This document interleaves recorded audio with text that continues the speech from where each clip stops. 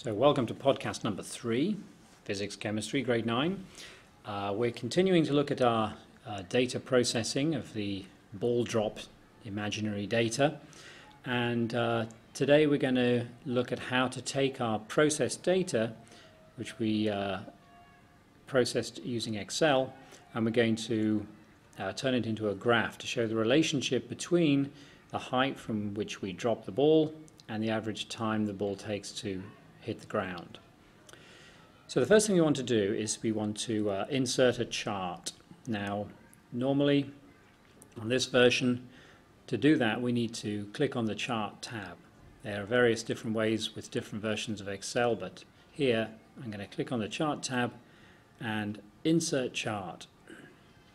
If I click on the down arrow to the right there are a huge number of charts, but the one I want is this one here, marked scatter. XY scatter is another name for this one. So I'm going to click on that one. And it's going to insert the graph in there. Now you can see that it has assumed what I wanted to plot. It's made an assumption that I wanted to plot the data here, which I do, but I want to see and check that everything has been done correctly.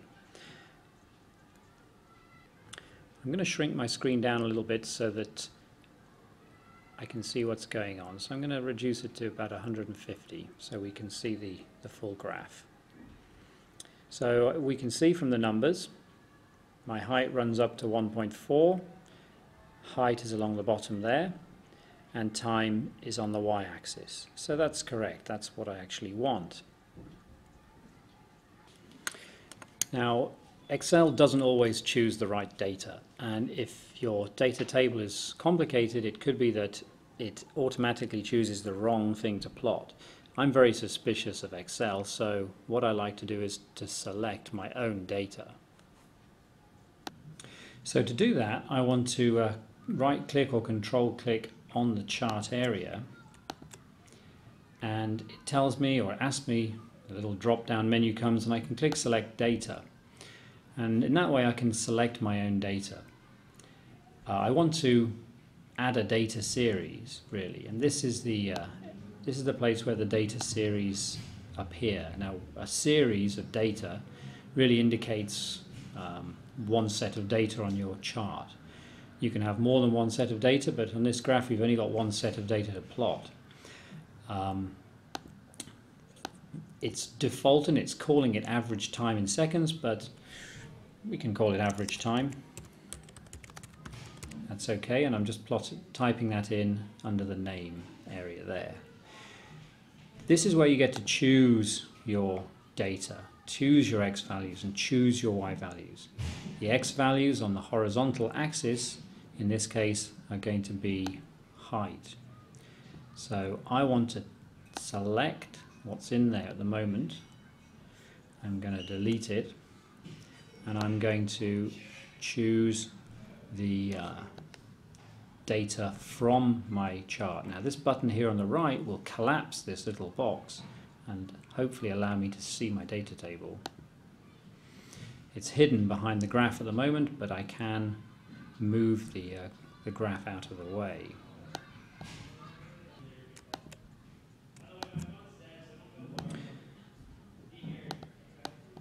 So I've shrunk my graph so I can now see what's going on in the background. I had to cancel this process, so I'll put average time back in and get back to where we were. So here we are. I want to select this data, click and drag to select, and that's my X data. I can expand this window again, and that's what I've just put in. I'm going to do the same thing for the Y values. I'm going to select that, close the window down there, and I'm going to click and drag to select the Y data, and then I'm going to click this to expand it again. So now I know it's plotting exactly what I want it to plot. I haven't trusted Excel to choose the data for me, and I'm going to hit OK. And there's my graph. I did have to shrink it down. I can expand it again, just like this. So that's now expanded. Now, because I've only got one series of data on my graph, I don't really need this legend over here. So I'm going to select that. I'm just going to delete it. It's not important. And now I can expand my plot area so it's a little bigger. So now it's a matter of organizing the graph so it has labels on the axes, and so that the title is what I wanted to say. So if I go to the tabs again at the top, you can see the chart tab. We've got chart layout,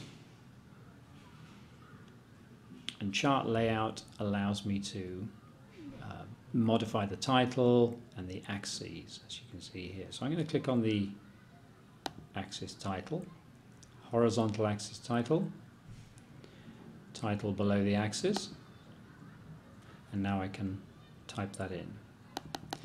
So we have height /n, that's fine, that'll do. And now I'm going to do the vertical axis and type that in, and this is average time /s in seconds. I'm not happy with the chart title, average time. It doesn't really explain what's going on.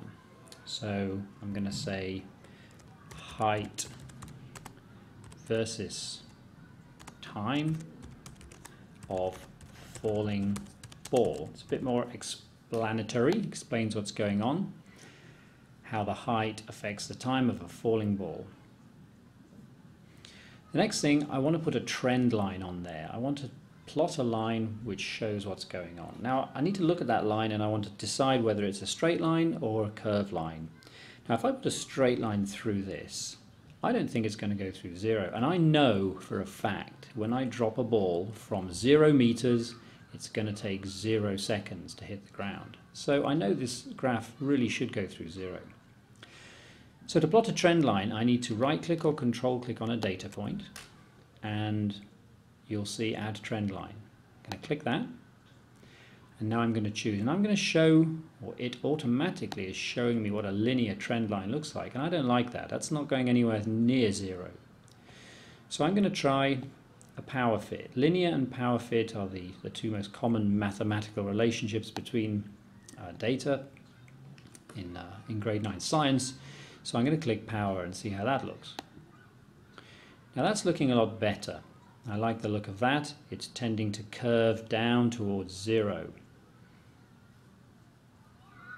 Now if I click on the options tab here, I can actually see what it's going to look like when I forecast the line, or when I draw the trend line back towards 0. So in my trend line format trend line box here, I can select backwards, forecast backwards. This is going to draw my trend line backwards, and I'm going to draw it, I'm going to get it to go backwards half a period, it says, whatever half a period means, and it's gone back nicely, and it looks like it's heading towards 0. That looks pretty good. Something else I can do whilst I've got this trend line formatting box open is I can add an equation, display the equation on the chart. I'm going to click that box there, and now I'm done with that. I'm going to cancel it. I should have hit OK, of course, and not cancel, and this is what I'm going to see. So I have my graph. It's looking pretty nice to me. It's got the axes labeled. It's got a trend line there, and I've even got the equation, which I can move around. If I'm careful, I can put it to a suitable place.